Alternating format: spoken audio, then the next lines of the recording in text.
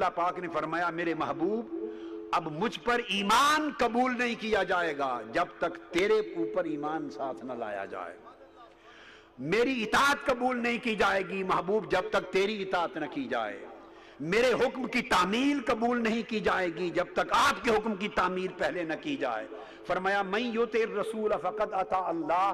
مصطفیٰ کی اطاعت کو اطاعت خدا بنا دیا جانا کہ جو رسول کی اطاعت کرے اس نے اللہ کی اطاعت کر دی، تو اطاعت رسول کو اطاعت خدا بنا دیا جانا یہ بھی رفعت ذکر مصطفیٰ کی ایک شان ہے کہ حضور کی اطاعت کو اللہ نے اپنی اطاعت بنا دیا۔ اور فلا وربک لا یؤمنون حتی یحکموک فیما شجر بینہم، وہ لوگ جب تک آپ کو اپنے اختلافات میں حکم اور حاکم نہ مان لیں اور آپ کی حکومت تسلیم نہ کر لیں، محبوب آپ کے رب کی قسم وہ مومن ہی نہیں ہو سکتے۔ تو حضور کی حکومت کو مانے بغیر ان کے ایمان کی نفی کر دینا انتفاع ایمان، یہ حضور کے ذکر کی رفعت کی ایک شان ہے، ذکر مصطفیٰ کی ایک شان ہے۔ اور جیسے میں نے عرض کیا کہ اللہ کا نام پچھلے میں محمود حمد سے اور حضور کا نام اسی مادہ سے محمود کے ساتھ محمد نکالا،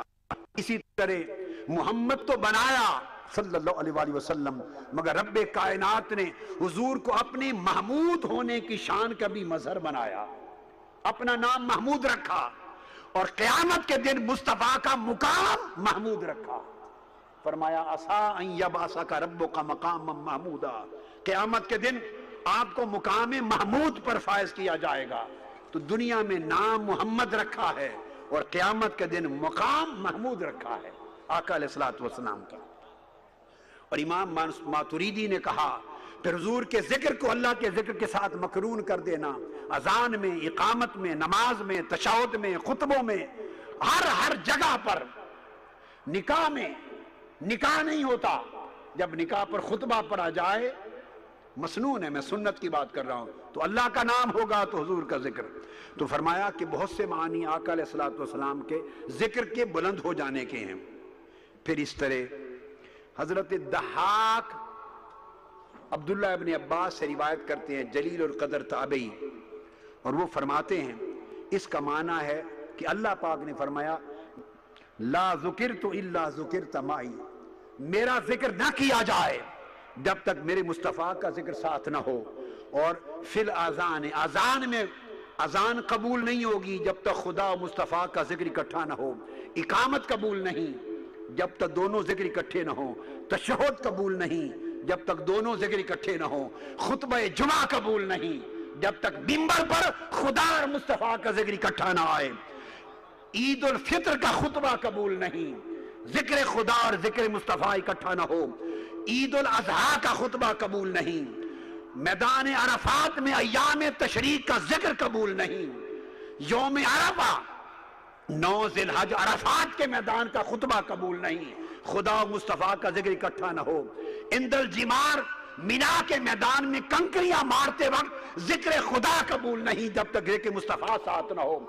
صفا مروہ کی پہاڑیوں پر خدا کی تسبیح قبول نہیں جب تک مصطفیٰ کا ذکر ساتھ نہ ہو،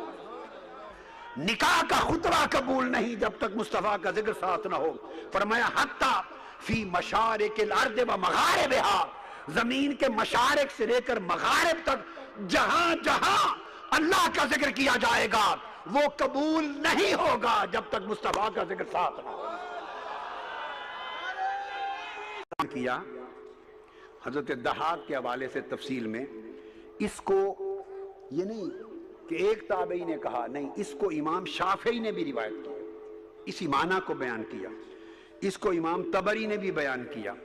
اس کو امام بغوی نے بیان کیا، امام قرطبی نے بیان کیا، سینکڑوں ائمہ تفسیر اسی معنی کی تشریح اور تائید کرتے ہیں۔ اب یہاں ایک نکتہ سمجھانا چاہتا ہوں، یہ اذان، اقامت، نماز، تشہد، خطبہ جمعہ، خطبہ عید الفطر، خطبہ عید الاضحیٰ، ایام تشریق کی، اور عند الجمار، صفا مروہ، خطبہ نکاح، یہ سارے مقامات پر